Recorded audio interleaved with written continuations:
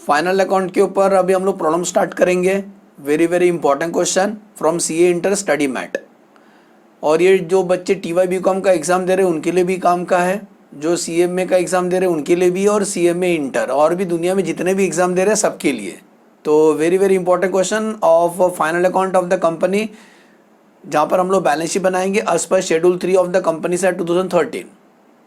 Sir इसके format किधर है? इसके फॉर्मेट मेरा प्लेलिस्ट में सर्च करो, वेरी वेरी इंपॉर्टेंट, वो जरूर देखो, उसके बाद ही समझेगा। तो हम अभी शुरू करते हैं, एक क्वेश्चन पढ़ने जा रहे हैं, ज़बरदस्त question of the final account. और जिसको भी लेक्चर परचेस करना है वो मेरे वेबसाइट पे जाके देख सकते हैं। ग्रुप 1 का या ग्रुप 2 का नहीं मिलेगा तो मुझे व्हाट्सअप कर देना, नंबर मेरा है यूट्यूब पर, ठीक है। तो स्टार्ट करते हैं। Question, from the following particulars furnish by Piner limited prepare balance sheet बनाना है। ओके, तो सीधा सीधा पहले एडजस्टमेंट पढ़ लेते हैं। एडजस्टमेंट क्या क्या है? पहला बात बोलता है बेटा, जब भी एडजस्टमेंट पढ़ोगे ना तो उसका नंबर हमें ऐड करना है, नंबर।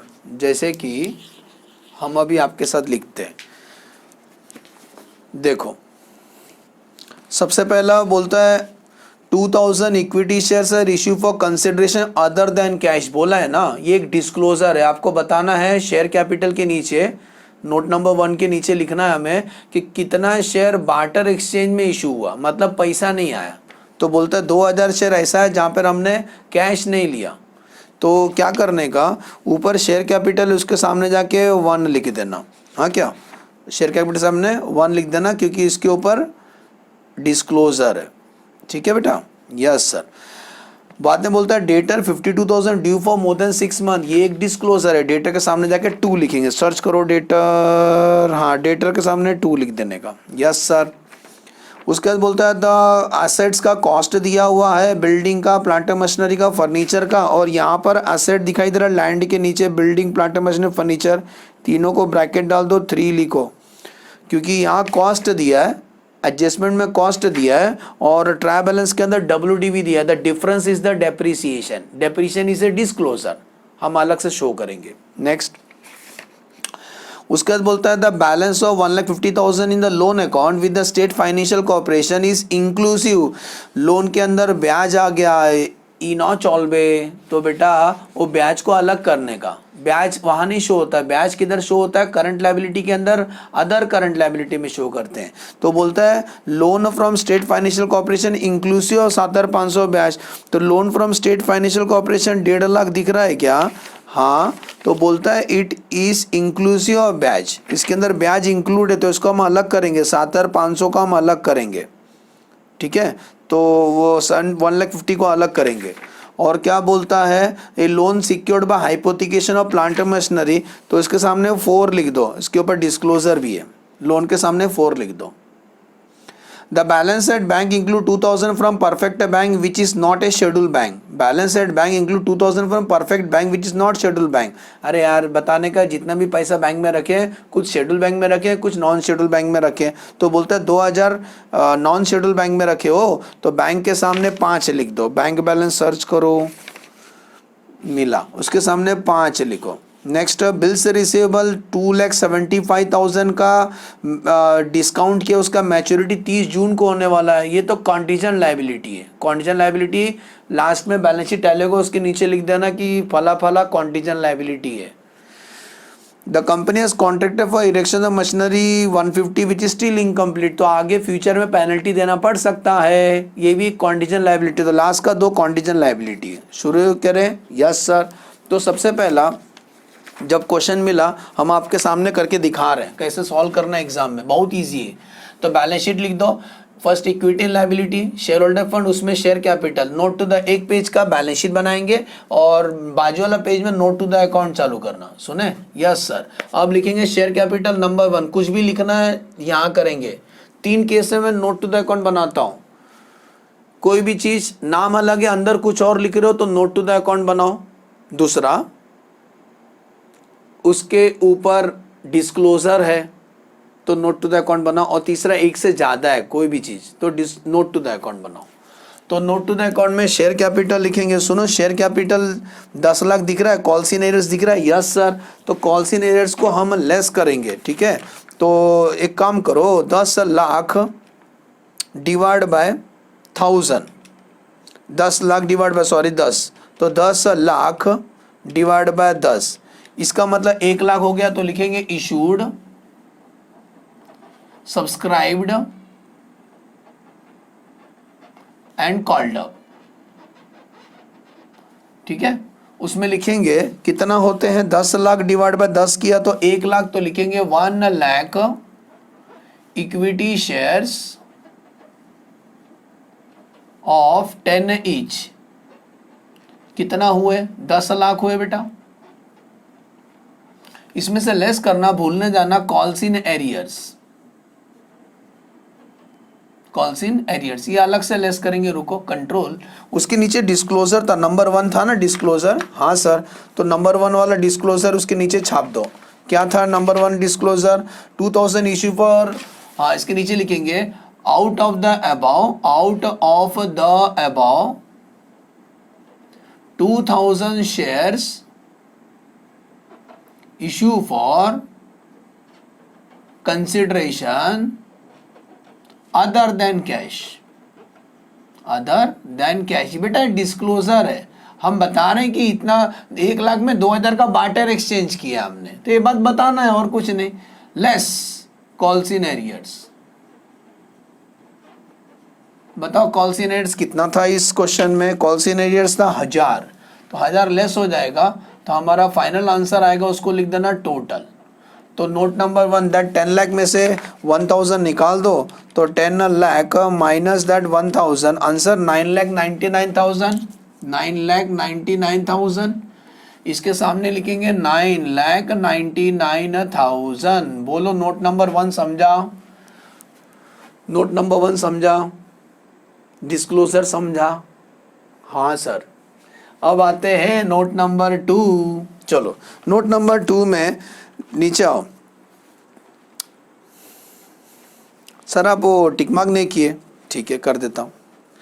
देखो शेयर कैपिटल तो बता दिया, लाइव टेलीकास्ट शेयर कैपिटल में जाएगा, कॉल्स इन शेयर कैपिटल से लेस होगा, land building plant machine furniture PPE में आएगा, प्रॉपर्टी प्लांट और इक्विपमेंट।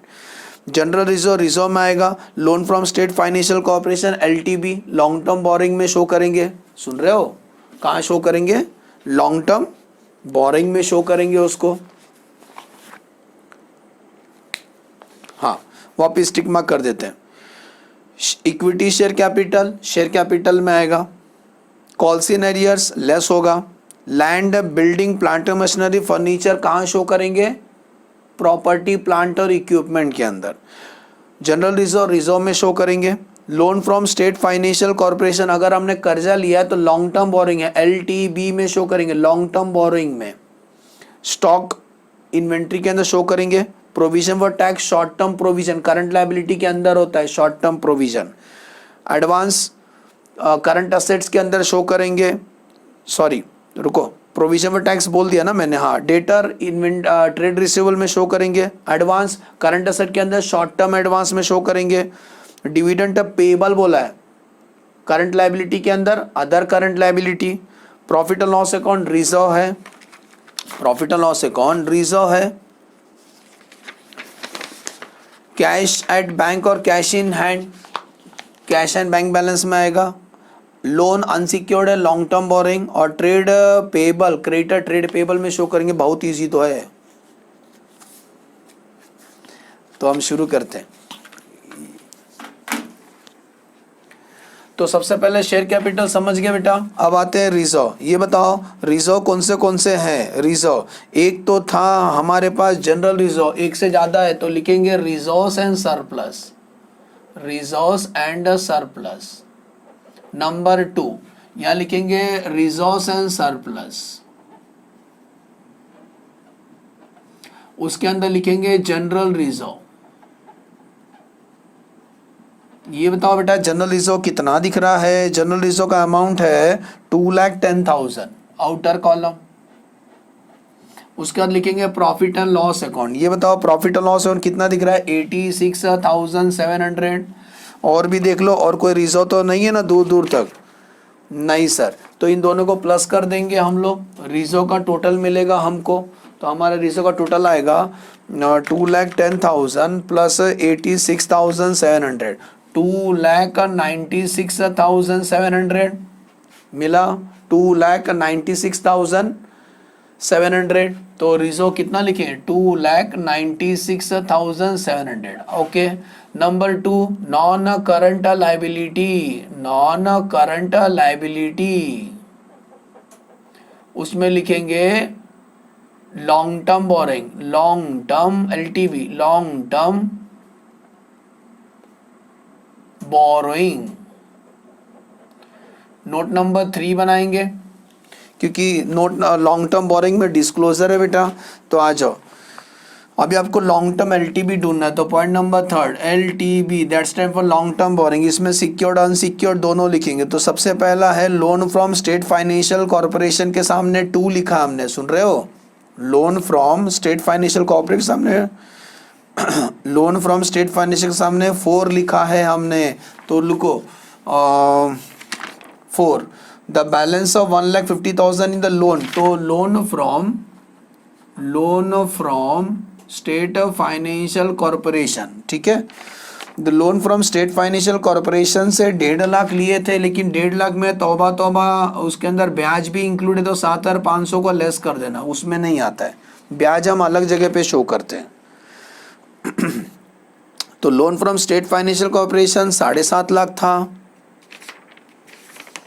गलत क्वेश्चन देख लिया मैं। Loan from state financial corporation 1.5 lakh है, उसमें 7,500 लेस कर देंगे, ठीक है। तो loan from state financial corporation कितना हो जाएगा? माइनस कर दो, 1,50,000 माइनस 7,500। तो आंसर 142,500, 1,42,500। बरोबर बेटा, 142,500। अब इसमें क्या बोलता है, नोट नंबर 4 पढ़ते हैं। द बैलेंस 150 इज इंक्लूडिंग ब्याज, ब्याज हमने लेस कर दिया। ये loan is secured by hypothecation of plant and machinery, इसके नीचे लिख दो लोन, ये disclosure, loan is secured by hypothecation of what sir? Plant and machinery. मिला क्या? Loan is secured by hypothecation of plant and machinery, समझा? इसको disclosure बोलते हैं। तो इसको उठा के सॉल्यूशन में लिखते हैं 142,500। अब आते हैं नंबर 3, जिसका नाम है करंट लायबिलिटी। उसमें लिखेंगे सबसे पहला शॉर्ट टर्म बोरिंग तो नहीं है, शॉर्ट टर्म। उसके बाद लिखेंगे ट्रेड पेबल। ट्रेड पेबल में डिस्क्लोजर नहीं है, नाम भी वही है, अंदर भी हम वही लिख रहे हैं, तो डिस्क्लोजर नहीं है तो नोट नहीं बनाएंगे। ट्रेड पेबल हम डायरेक्ट लिख देंगे। तो सर्च करो ट्रेड पेबल, हाँ सन्ड्री क्रेडिटर है ना, 2 लाख का है, डायरेक्ट लिख दो।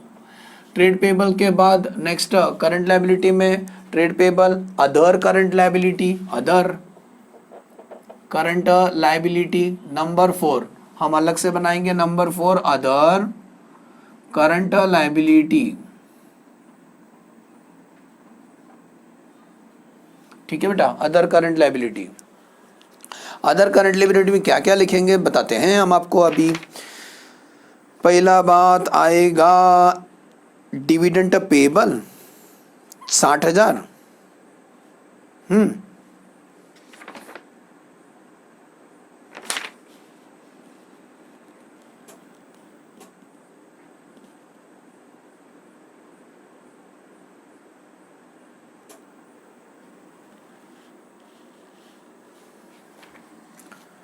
लिखे, सुनो, एक तो डिविडेंड पेबल आएगा, दूसरा याद करो इसको लेस किए थे, उसका वो इधर उसका घर है, तो लिखेंगे इंटरेस्ट, क्या था वो, सेम वही लिखेंगे, एडजस्टमेंट में से लिखेंगे interest accrue but not due. तो लिखेंगे interest accrue but not due on loan. कितना? ये 7,000 अलग से लिखेंगे, क्योंकि इसका अलग शो करते, करंट लायबिलिटी के अंदर शो करते। और एक है जिसका नाम था dividend payable, dividend payable amount है 60,000, तो दोनों प्लस कर दो तो 67,500 हो जाएगा। इसके सामने लिखेंगे 67,500। अब आते हैं short term provision. Short term provision, इसके अंदर लिखेंगे provision for tax number 5, short term provision.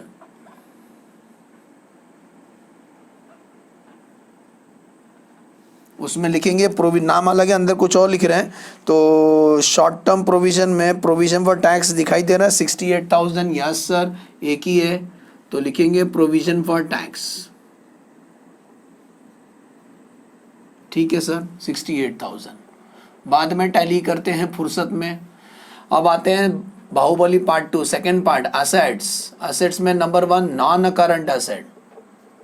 Non current asset के अंदर प्रॉपर्टी प्लांट और इक्विपमेंट, नोट नंबर 6 यहाँ बना रहा हूं मैं। नोट नंबर 6 प्रॉपर्टी प्लांट और इक्विपमेंट, इसमें सब टेंजिबल एसेट लिखा जाएगा। तो क्वेश्चन देखो, सबसे पहला लैंड, लैंड पे कोई एडजस्टमेंट नहीं, तो लैंड को उठा के सीधा आउटर कॉलम में लिखेंगे 2 लाख। लैंड के बाद अगला है बिल्डिंग। सुनो सुनो बेटा जी, बिल्डिंग, तो बिल्डिंग का ना डेप्रिसिएशन कैसे निकालेंगे अभी बताते। बिल्डिंग का आउटर कॉलम में अमाउंट 3.5 लाख है, आउटर कॉलम में 3.5 लाख लिख दो पहले। तो ऐसी plant and machinery less depreciation पता नहीं कितना है, लेकिन इसका आउटर कॉलम का अमाउंट हमको मालूम है 525। सिमिलरली फर्नीचर, मैं ट्रैवल से उठा रहा हूँ, फर्नीचर लेस डेप्रिसिएशन पता नहीं कितना है, आउटर कॉलम में अमाउंट आएगा 50,000। तो सर ये क्यों लिखे आपने, तो मैं बताता हूं आपको। एडजस्टमेंट जो था ना उसमें लिखा है बिल्डिंग का कॉस्ट 4 लाख है, प्लांट मशीनरी कॉस्ट 7 लाख है, फर्नीचर का कॉस्ट 62,500 है। तो तेरे मेरे बीच में जो डिफरेंस है वो डेप्रिसिएशन है, समझे, इसी को डिस्क्लोजर बोलते हैं।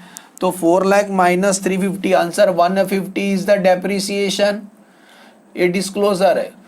7 lakh minus 5,25,000, 1,75,000 is the depreciation. और यहाँ 62,500, इसमें 62,500 माइनस 50,000, 12,500 इज द डेप्रिसिएशन। तो ये डिस्क्लोजर था, सबको प्लस कर दो। तो 2 lakh plus 3,50,000 plus 5,25,000 plus 50,000, answer 11,25,000। बोलो समझा, 11,25,000 किसका आंसर है, प्रॉपर्टी प्लांट और इक्विपमेंट का। अब आते हैं नेक्स्ट, इस क्वेश्चन में इंटेंजिबल है क्या, इंटेंजिबल देख लो। इंटेंजिबल गुडविल वगैरह पेटेंट ट्रेडमार्क नहीं है इस क्वेश्चन में, इंटेंजिबल नहीं। तो सर आगे बढ़ते हैं। अब आते हैं number 2 current asset. Current asset, current assets में पहला क्या लिखेंगे, इन्वेंट्री। इन्वेंट्री के अंदर डिस्क्लोजर है, इनके पास 2 इन्वेंट्री है, रॉ मटेरियल और फिनिश गुड। तो आ जाओ नोट नंबर 7, नोट नंबर 7 लिखेंगे इन्वेंट्री। इसमें लिखेंगे इन्वेंट्री के अंदर एक तो फिनिश गुड है 2 लाख का, और रॉ मटेरियल है 50,000 का। तो टोटल हो गए हमारे 250। इसको सॉल्यूशन में लिखेंगे। इन्वेंट्री के बाद ट्रेड रिसेबल, डिस्क्लोजर है उसमें, तो note number 8 trade receivable. Trade receivable में वो लोग बोले थे, नोट नंबर 2 है हमारा, बोले थे 52,000 due for more than 6 month. तो डेटर 2 लाख है, डेटर हमारा 2 लाख है। इस 2 लाख में बोलता है 52,000 ट्रेड रिसीवेबल में डेटर लिखेंगे, थोड़ा और नीचे लिखना पड़ेगा, 2 लाख, सुन रहे हैं, उसमें लिखेंगे due for more than 6 month, amount आएगा 52,000। 52,000 ऐसे लोग हैं जो 6 महीना हो गया अभी तक पैसा नहीं दिए, तो बाकी लोग को हम लोग बोलेंगे अदर। तो 2 लाख में से 52,000 माइनस कर दो, आंसर आता है 1,48,000, इसको बोल देंगे अदर। अदर ये डिस्क्लोजर है, ठीक है बेटा। तो डेटर कितना लिखे, 2 लाख। इन्वेंट्री होगा, ट्रेड रिसीवेबल होगा cash and bank, cash and bank balance, note number 9, क्योंकि इसमें कैश भी लिखेंगे, बैंक भी लिखेंगे और कुछ डिस्क्लोजर भी है। तो कैश एंड बैंक के बारे में बताते हैं। कैश एंड बैंक, आगे बढ़ते हैं। बैलेंस एट बैंक और कैश है ना, बैलेंस कैश बैलेंस है 30,000। तो आ जाओ note number 9, cash and bank balance. उसमें पहला बैंक के बारे में डिस्कस कर लेते हैं। बैंक के बारे में बोलता है 2 लाख, बैंक का बैलेंस है 247, ठीक है, उसको बाहर लिख दो। और बोले हैं 2000 नॉन शेड्यूल बैंक के पास है, तो लिखेंगे नॉन शेड्यूल बैंक के पास है, ठीक है। नॉन शेड्यूल बैंक के पास 2000 है, तो बाकी शेड्यूल बैंक के पास रहेगा, अदर लिख देना। कितना, 2,45,047 माइनस 2 ना, हाँ, तो 245, ठीक है, 245। और बाकी कैश कितना है हमारे पास, 30,000, तो दोनों को प्लस कर दो, 4, 5, 6, 7, 2,77,000 is the cash and bank amount, 2,77,000। Last inventory हो गया, ट्रेड रिसीवेबल हो गया, कैश एंड कैश हो गया। अभी आते हैं short term loans and advance, short term memory loss, short term loans and advance, number 10 का दम। तो short term loans and advance से बताऊं क्या आएगा, एक एडवांस था ना, एडवांस ही लिखा है, तो इसका नोट नहीं बनाएंगे, जरूरत नहीं है, नाम भी वही, अंदर भी मैं वही लिख रहा हूँ, 42,700, बस हो गया। देखो एक बार चेक कर लो क्या सब लिखा, इक्विटी शेयर कॉल्सिनस हो गया, एसेट्स हो गया, जर्नलिस्ट हो लिखा, लोन हो गया, स्टॉक हो गया, tax, debtor, advance, dividend payable, profit loss लिख के हो गया, अभी लिखा था, गरम गरम सब याद है। एक अनसिक्योर लोन में लिखना भूल गया, लिख देता हूँ, आप मत भूलना। तो अनसिक्योर लोन ना 121 था, या एलटीवी में आएगा, अनसिक्योर्ड लोन 1,21,000, इसको प्लस कर दो, तो 142,500 प्लस 1,21,000, 263,500, ठीक है, ये लिखेंगे इसके सामने 263,500। मैं टिकमार्क नहीं किया था, टिकमार्क करेंगे तो बरोबर सब याद आता है। अभी टैली करते हैं हमारा liability part, 9,99,000 plus 296,700 plus 263,500 plus 2 lakh plus 67,500 plus 68,000, tally amount आता है 18,94,700। इनका asset side 11,25,000 plus 250 plus 2 lakh plus 277,000 plus 42,700, wow, 18,94,700। Problem completed. Assume करता हूँ बेटा समझा कि कैसे फाइनल अकाउंट करना है। पहले बैलेंस शीट का बना लो पूरा, ऐसा मत करना जैसा मैंने सिस्टमेटिक सॉल्व किया वैसे, जैसे शेयर कैपिटल पहले लिखा, फिर रिजर्व का लिखा, फिर नॉन करंट लाइबिलिटी में लॉन्ग टर्म बोरोइंग का डिस्क्लोजर था, करंट लाइबिलिटी में ट्रेड पेबल कुछ नहीं था, अदर करंट लाइबिलिटी बनाया देखो, शॉर्ट टर्म प्रोविजन, फिर बाद में प्रॉपर्टी प्लांट और इक्विपमेंट मिला, इसका डिस्क्लोजर दिखा बेटा, यस सर, तो ये डिस्क्लोजर आपको जरूर दिखाना है। नेक्स्ट बाकी इन्वेंट्री, ट्रेड रिसीवेबल और कैश का। ओके, एज्यूम करता हूँ प्रॉब्लम अच्छे से समझा भाई, प्रैक्टिस करो, आपको भी इजी लगेगा और एग्जाम में ऐसा क्वेश्चन गारंटी आता है। ठीक है, चलो bye bye, thanks for watching the video. Friend के साथ शेयर करें अपना वीडियो, मतलब मेरा वीडियो। चलो बाय बाय।